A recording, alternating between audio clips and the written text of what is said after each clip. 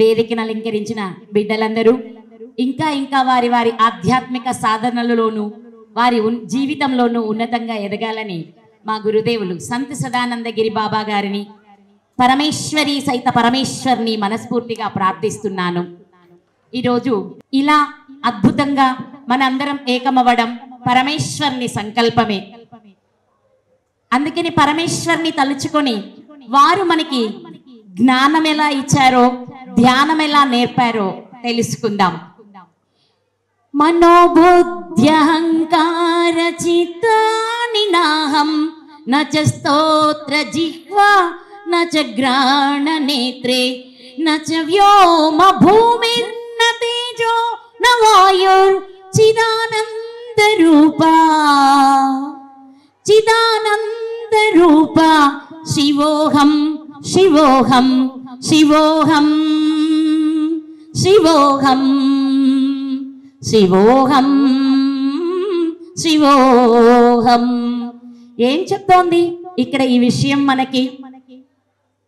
ఈ శరీరం నేను కాదు, ఈ మనస్సు కూడా నేను కాదు, ఈ బుద్ధి కూడా నేను కాదు, ఈ బుద్ధి ద్వారా కలిగే ఆలోచనలు కూడా నేను కాదు, ఈ పంచభూతాత్మకమైన ఈ దేహం పంచతత్వాలు లేదా ఈ ఇంద్రియాలు ఇదేది నేను కాదు. నేను ఎవరు? శివోహం, నేనే శివుడను అని ఈ స్తోత్రం ద్వారా మనకి ఆదిశంకరాచార్యులు వారు తెలియచేశారు. అంటే ఈ మాట మన లోపల నిరంతరం జపించబడుతూనే ఉంటుంది. శివోహం శివోహం అంటూ ఎవరు జపిస్తారు? ఎవరు ఈ మంత్రాన్ని జపించేది? మన శ్వాస. సోహం సోహం అంటూ మన లోపల శ్వాస నిరంతరం నేనే శివుడు నేనే శివుడు నేనే శివుడు అంటూ అంతరాత్మ మనకి బోధిస్తూనే ఉంటుంది. అది అర్థం చేసుకోవడం మన ధర్మం. అర్థం చేసుకోవడానికి ఉపయోగపడే సాధనమే ధ్యానం. ఈ అద్భుతమైన ధ్యానాన్ని నిరంతరం చేయడం ద్వారా మనందరికీ కొబ్బరికాయ తెలుసు కదా, ఎలా మొదలవుతుంది? ఒక శివలింగం లాగానే చిన్న పిందె. అప్పుడు ఏమీ ఉండదు దానిలో, ఆ పీచు తప్ప. అక్కడి నుంచి రోజు రోజు రోజు రోజుకి పెరిగి కొంది నీరు వస్తుంది. కొన్ని రోజుల తర్వాత నీరు మళ్ళీ కొబ్బరిగా మారుతుంది. అలాగే వదిలేస్తే ఉండగా ఉండగా ఆ కొబ్బరి కాయ నుంచి విడివడి కురిడిగా మారుతుంది. మన సాధన కూడా మనకి ఆ స్థితిని కలుగ చేస్తుంది. నిరంతరం ధ్యానం చేయగా చేయగా ఇవన్నింటినీ, ఈ అహంకారం నేను కాదు, ఈ శరీరం నేను కాదు, లేకపోతే ఇవన్నీ ఈ తల్లి తండ్రి గురువు దైవం పరిపూర్ణత్వం చెంది ఈ జీవాత్మ పరమాత్మతో లీనమయ్యే వేళ గురువు శిష్యుడు అనే భేదం కూడా ఉండని స్థితి మనలో ఏర్పడుతుంది అన్నమాట. అలాంటి స్థితి పొందడం కోసం నిరంతర అభ్యాసమే ధ్యానం, మంత్ర జపం, స్తోత్ర పారాయణలు, పూజలు. అయితే ఎక్కడ మొదలైనా చేరుకోవలసింది అక్కడికే. కాబట్టి ఆకాశాత్ పతితం తోయం యదాగచ్చతి సాగరం సర్వదేవ నమస్కారం కేశవం ప్రతిగచ్చతి. ఆకాశంలో నుంచి జాలువారిన ప్రతి వాన చినుకు నదులుగా కాలువలుగా మారి చివరకు వెళ్ళి చేరేది సముద్రంలోకే. అలాగే మన అందరం ఎన్ని రకాల వృత్తులు, వ్యాపారాలు, వ్యవసాయాలు, ఇలాంటి జీవనోపాధి కోసం మనం ఎంతమంది ఎన్ని చేసినా అంతిమ లక్ష్యం ఒక్కటే. అది ఈ జీవాత్మ పరమాత్మతో ఐక్యం కావడమే. దానికే మనం ఈరోజు శివరాత్రి, జాగరణ, అభిషేకాలు. ఇక్కడ అభిషేకం ద్వారా ఏం లభిస్తుంది అంటే, ఒక అభిషేకం మన ఆత్మ కల్మషాలను కడుగుతూ ఉంటుందట. ఒక అభిషేకం మన ఆత్మ కల్మషాలను కడుగుతూ ఉంటుందట. అంటే ఎందుకు చేస్తున్నాం శివుడికి అభిషేకం? మనం శుద్ధి కావడం కోసమే. ఆత్మ చుట్టూరు ఉన్న ఈ ఇంద్రియాలు, లేకపోతే అరిషడ్వర్గాలు, ఇంకా మోహాలు, వ్యామోహాలు లాంటివన్నీ తొలగిపోవడానికి మనం శివుడికి అభిషేకం చేస్తాం. ఆ అభిషేకం మన ఆత్మశుద్ధిని కలుగ చేస్తుంది. మరి జాగరణ ఎందుకు చేస్తాం?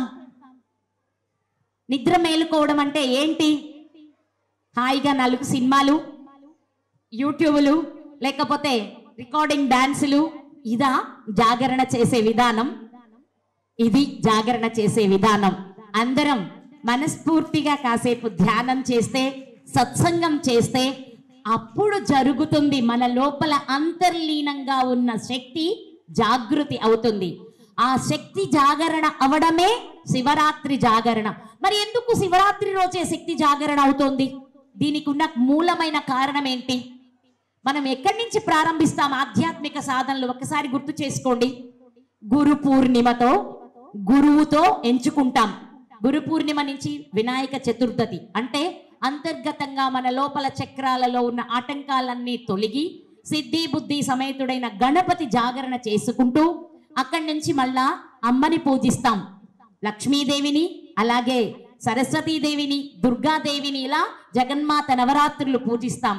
అక్కడి నుంచి ముందుకు వస్తే మళ్ళా శివుణ్ణి పూజిస్తాం. మాఘమాసంలో విష్ణువుని శివుణ్ణి కలిసి పూజిస్తాం. ఇలా ఇక్కడ వరకు వచ్చేటప్పటికి మన లోపల ఉన్న 3 నాడులు, ఇడ, పింగళ, సుషుమ్న అనే నాడులు మూలాధార చక్రం నుంచి మొదలుకొని ఆజ్ఞా చక్ర వరకు శక్తిని కదిలిస్తూ జాగరణ చేస్తూ ఉండేందుకే ఈ సాధనలన్నీ చేస్తాం. ఇక్కడికి వచ్చిన తర్వాత ఎక్కడికి చేరాలి శక్తి? సహస్రారాంభుజారూఢ, సహస్రారానికి చేరి సుధాసారాభివర్షిణి అమృతాన్ని వర్షింపచేయాలి. ఆ అమృతం కురిసే వేళ ఈ అమృతం ఎక్కడికి వెళ్తోంది? ఎక్కడ అంటే మన లోపల కూడా ఒక శివలింగం ఉంటుంది. మంత్రపుష్పం అంటే 16 ఉపచారాలతో దేవుణ్ణి పూజ చేస్తాం. ఆవాహనం, ఆసనం, పాద్యం అంటూ అన్నీ అయిపోయాక నాణ్య పొంద అయనాయ విద్యతే అంటూ మనం మంత్రపుష్పంలోకి వెళ్తాం. ఒకటేం చెప్తుంది అంటే ఈ విద్య తప్ప ఇంక నీకు ఏ దారి లేదు. ఈ దారి ద్వారా మాత్రమే నువ్వు నీలోని దేవుణ్ణి చూసుకోగలుగుతావు అని తెలియచేస్తుంది. ఆ దేవుడు మన లోపల ఉంటాడు. ఆయన్ని వెళ్ళి ఈ అమృతం తడిపిన వేళ మన జీవనం పరిపూర్ణత్వాన్ని సిద్ధిస్తుంది.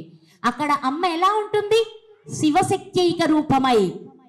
ఒకరుండరు, అమ్మ ఉండదు, నాన్న ఉండరు, ఇద్దరు ఏకమైన రూపమే సహస్రారానికి చేరిన వేళ మనం పొందే అనుభూతి.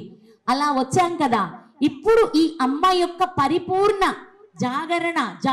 జాగరణ జరిగిన ఈ అనుభూతి పొందడానికి ఈ రాత్రి అంతా ధ్యానంలో సత్సంగాలతో గడపడం మూలాన ఎంతో ఉన్నతంగా ఎదుగుతాము. అందుకే మన పెద్దలు మనకి ఇది ఇచ్చారు. అయితే మనం ఇక్కడ పిరమిడ్ జగత్, అదిగో స్కూల్లో ఇలాంటి పిరమిడ్ చూడగానే మా వాళ్ళందరూ చాలా ఆనందించారు. నాతో వచ్చిన వాళ్ళు ఇక్కడ ఇలా కట్టారా అమ్మా అని చెప్పని ఆశ్చర్యంగా కూడా అడిగారు. కనుక ఈ నిర్మాణం చేసిన రవీంద్ర గారు, వారికి దేవదేవుని పరిపూర్ణ అనుగ్రహం, వారు మనసా వాచా కర్మణ నమ్మిన పత్రిజీ గారి నిరంతర ఆశీస్సులు లభిస్తూ ఉండుగాక. మనకి 3 మార్గాలు ఇచ్చారు ఆయన. 1 శాకాహార జగత్, అవునా? 2 ధ్యాన జగత్, 3 పిరమిడ్ జగత్. ఈ పిరమిడ్ ద్వారా ఆ విశ్వంలోని శక్తి అంతా ఏకంగా ఇలా జాలువారుతూ ఉండే ఈ విధానాన్ని తెలుసుకుని దీని కింద ధ్యానం చేయడం ద్వారా అనంత విశ్వశక్తితో మనం ఏకత్వాన్ని పొందుతాం. అతి సులభం అవుతుంది. కనుక పిరమిడ్ నిర్మాణం చేసి పిరమిడ్ జగత్తుని స్థాపించారు. జంతువునాం నరజన్మ దుర్లభం అన్నారు ఆదిశంకరాచార్యులు వారు. ఇక్కడ జంతువునా అంటే ఏంటి దాని అర్థం? మనం కూడా 74 కోట్ల జీవరాశుల్లో ఒకరిమనే. అంతేగాని ఇక్కడ ఏదో ప్రత్యేకత ఇక్కడ లేదు. మరి ఎందుకు ఇంత గొప్పదైన ఈ జీవితం ఇంత గొప్పదని ఆయన చెప్పారు అంటే ఎందుకు మనం బాగా ఆలోచిస్తామనా? మాకు అది కావాలి, మాకు ఇది కావాలని దోచుకోవడం, లాక్కోవడం చేస్తామనా? ఇవన్నీ అతి తెలివితేటలు ఉన్నందుకు మనం గొప్పవాళ్ళమని చెప్పారా? లేదు. ఈ భూమి మీద పుట్టిన ప్రతి జీవి స్వేచ్ఛగా బ్రతకాలి. వాటి అన్నింటికీ కూడా బ్రతికే హక్కు కలిగి ఉంది. మనం ప్రతి జీవిని తన జీవనానికి మనిషి మాత్రమే సహాయం చేయగలడు. కానీ నోరులేని జీవులన్నీ మనం జీవించడానికి బాగానే సహాయం చేస్తున్నాయి. కానీ మనిషి చేస్తున్నాడా? ఈ సృష్టిని వినాశనం చేయడంలో మొట్టమొదటి పాత్ర ఎవరు తీసుకుంటున్నారు? నేను చెప్పను, మీరే పూర్తి చేసుకోండి. కనుక ఆ పదవి మనకొద్దు అనుకుంటే అందరూ పూర్తి శాకాహారులుగా ప్రతి జీవిని స్వేచ్ఛగా బ్రతకనిచ్చేలా ఉండండి. ఇప్పుడు ఆమె చెప్పారు గోవు అనే దాని విశిష్టత. ప్రతి జీవి విశిష్టమైనదే. మరి అందుకే ఆయన ఎట్టి పరిస్థితుల్లో ఇంకో జీవిని చంపొద్దు, తినొద్దు అని చెప్పారు.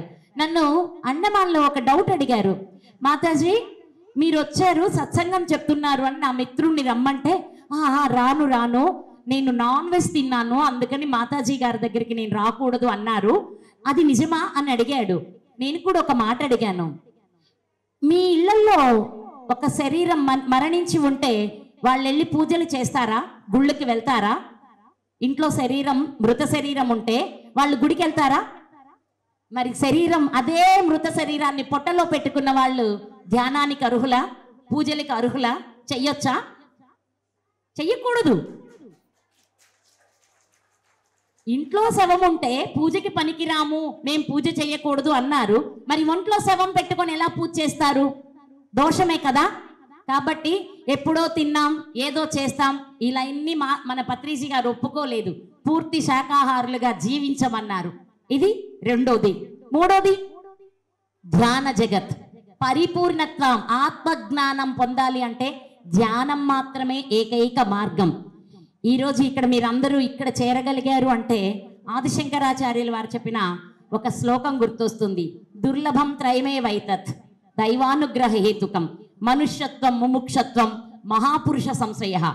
ఒక మనిషి మానవుడి జన్మ తీసుకోవాలన్నా, ఆ తీసుకున్న వాడికి మోక్షం పొందాలి, ఆధ్యాత్మిక సాధనలు చేయాలనే ఆలోచన కలగాలన్నా, అలాంటి ఆలోచనలు కలిగిన వ్యక్తిని సన్మార్గంలో నడిపించే గురువు దొరకాలన్నా పూర్వజన్మలో చేసుకున్న పుణ్యం, పరిపూర్ణ భగవత్ అనుగ్రహం ఉంటేనే అది సాధ్యమన్నారు.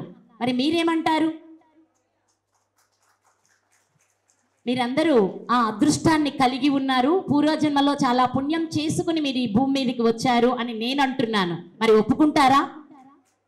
మీ అందరికీ దొరికారా గురువు? మరి ఈ స్థాయికి ఎదిగేలా మీ అందరికీ ఇలాంటి ధ్యాన జగత్తు, పిరమిడ్ జగత్తు నిర్మించి మీరందరూ కూడా అతి సూక్ష్మంగా మోక్షానికి అర్హులు అని బోధించారు.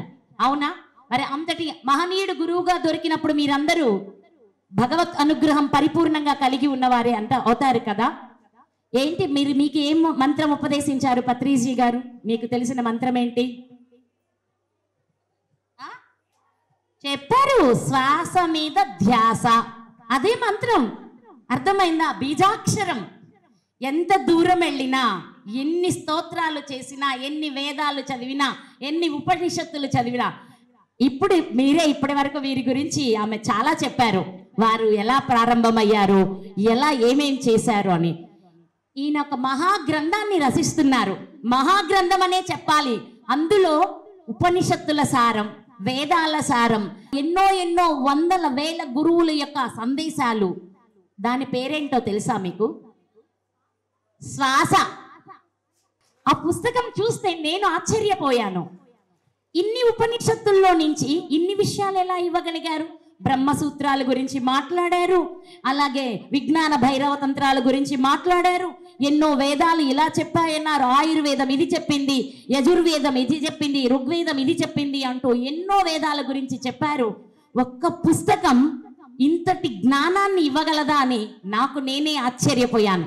ఇంకా నిజం ఒప్పుకోవాలి, పూర్తిగా చదవడానికి ఇంకా నా వల్ల కాలేదనే చెప్పాలి. ప్రతి పదం చదివి చదివి చదివి అర్థం చేసుకొని దాన్ని లోపల అరిగించుకుంటేనే నేను శాంతిస్తానన్న విషయం నాకు అర్థమైంది. పేజీలు తిరిగేసే పుస్తకం కాదది. దాన్ని ఇంకా ఇష్టంగా, ఇంకా శ్రద్ధగా, ఇంకా భక్తితో చదివే కొంది మొత్తం కలిపితే ఒక్కటే ఉంది, శ్వాస. పత్రిజీ గారు ఏం చెప్పారు మనకి? శ్వాసే మీ గురువు అన్నారు, శ్వాసే దైవం అన్నారు, చివరికి మీరే దేవుడు అన్నారు. అవునా? మాకు ఎప్పుడు మొదలు పెట్టాం? 2000 సంవత్సరంలో మొదలుపెట్టి ఇలా ప్రయాణం చెయ్యగా ఒక 20 సంవత్సరాలప్పటికీ 4 మహావాక్యాలు చెప్పారు. అహం బ్రహ్మస్మి, అయమాత్మా బ్రహ్మ, శివోహం, ప్రజ్ఞానం బ్రహ్మ అంటూ 4 మహావేద వాక్యాలు మా గురువు మాకు తెలియచేసి నువ్వే దేవుడురా అన్నారు. ఎన్ని సంవత్సరాలు చేస్తే మాకు ఆ పదం తెలిసొచ్చింది? మరి మీకో ఏం లేదు, ఒక్కటే, హాయిగా కుర్చీ ఉంటే చాలు మీరు దేవుడు అయిపోవడమే. అర్థమవుతుందా? ఇలాంటి గొప్పదైన గురువు దొరకడం. ఇంకోటి కూడా, నేను ఈరోజు ఇలా కనిగిరి వెళ్తున్నాను అని, వాళ్ళందరూ కూడా పిరమిడ్ జగత్తులోని వాళ్ళే, కానీ మా గురుదేవులు సంత సదానందగిరి బాబా ద్వారా పరిచయమైన వాళ్ళు. ఇలా రవిశాస్త్రి గారు ఆహ్వానించారు, నాన్న నేను కనిగిరి వెళ్తున్నాను ఈరోజు సాయంత్రం అంటే, అవునా అమ్మా, అక్కడ తను కూడా రవీంద్ర గారి గురించి కూడా చెప్పి, వారు కూడా బాగా గురువు గారితో ఇలా ఉండేవారని చెప్తూ రవిశాస్త్రి గారి గురించి ఒక మాట అనేవారట గురువు గారు, మీరు ఆత్మజ్ఞానం కావాలి అంటే నా దగ్గరికి రండి, ఆనందమైన అద్భుత ఆర్థిక అభివృద్ధి లాంటి జీవితాలు కావాలంటే రవిశాస్త్రి గారి దగ్గరికి వెళ్ళండి అనేవారట. అదేంటి నాన్న అంటే, వారు చాలా పెద్దవారు, అందుకే నేను వారిని నాన్న అంటాను. అదేంటి నాన్న అంటే, జ్యోతిష్యం చెప్పడంలో రవిశాస్త్రి గారిని మించి ఇంకెవరు ఉండరు, అంతటి జ్ఞాని తను అని అందరిలో చెప్పేవారు పత్రిజీ గారు అని చెప్పేవారు. అప్పుడు నాకేమర్థమైందంటే, ధ్యానం అందించిన దాంట్లో ఆయన ఎంతో ఉన్నతులు, అందులో ఇంకేం లేదు. అంతటి గురువే ఇలాంటి వ్యక్తి గురించి మాట్లాడారు అంటే ఏంటి దాని అర్థం? ఇంకోటి కూడా ఉంది, వారికి నాకు మధ్యలో ఇంకొక చిన్న లింక్ ఉంది. వీరి పేరు మారెళ్ళ రవిశాస్త్రి గారు. నా ఆధ్యాత్మిక ప్రయాణం మొదలయ్యింది మారెళ్ళ రామకృష్ణ మాస్టర్ గారు, గాయత్రి పరివార్. వారి ద్వారా మొట్టమొదట యజ్ఞోపవీత ధారణ, గాయత్రి మంత్రోపదేశం 1999 డిసెంబర్లో పొందాను. ఆయన ఎంతటి జ్ఞానం, జ్యోతిష్య శాస్త్రంలో వారి ఎంతటి అద్భుతమైన జ్ఞానం కలిగిన వారో నాకు ముందుగానే తెలుసు కనుక మాస్టర్ గారి ద్వారా ఈయన జ్యోతిష్యం నేర్చుకున్నారు. కాబట్టి పత్రిజీ గారు చెప్పింది 100కి 1000% నిజమని నేను ఒప్పుకున్నాను అన్నమాట. కాబట్టి ఒక మంచి బోధించే వాళ్ళు ఉండడం మన అదృష్టం. మీరందరూ నిత్యం ధ్యానం చెయ్యండి, పరిపూర్ణ శాకాహారులై జీవించండి. అమ్మ ఈ మాట మాత్రం అరగదు అనకండి దయచేసి, అరగాలి తప్పనిసరిగా. మన అందరం శాకాహారులమే అవ్వాలి. మూడో విషయం, నిత్యం సేవ చెయ్యండి. మీ శ్వాసే మీ గురువు అన్నారు కదా, ఏం బోధించింది? మీ శ్వాస మీకు, మా గురువు నాకు ఇన్ని ఇచ్చారు అని చెప్పాను, శ్వాస మీకు గురువై మీకేం అందించింది? మీరేం నేర్చుకున్నారు మీ శ్వాస నుంచి? ఏం నేర్చుకున్నారు? శ్వాస మీ గురువు అయినప్పుడు మీ గురువు మీకేం నేర్పించారు? ఒకసారి చిన్న ఎక్స్పెరిమెంట్ చేద్దామా? మీరే రెడీగా ఉండండి, రిసెప్టివ్గా కూర్చోండి. ధ్యానానికి ఎలా కూర్చుంటారో అలా కూర్చోండి. నేను చెప్పే వరకు నేను చెప్పిన పని మీరు కొనసాగించవలసిందే. ఒకసారి మీ శ్వాస అంతటిని పూర్తిగా వదిలేయండి. Close your eyes. నేను చెప్పే వరకు మీరు కళ్ళు కూడా తెరవద్దు. Inhale, inhale, inhale, inhale, inhale. Is it possible to you? No. అంటే ఇప్పుడు ఏం నేర్పింది మీ శ్వాస మీకు? వదలకపోతే తీసుకోవడం అసాధ్యం. అర్థమైందా? శ్వాస గురువుగా మనకేం బోధించారో, మనం ఒకటి వదలకపోతే ఒకటి పొందలేం. కాబట్టి పరిపూర్ణత్వం కావాలి అంటే కొన్ని వదలండి, పరిపూర్ణత్వాన్ని సిద్ధింపజేసుకోండి. జై శ్రీరామ్.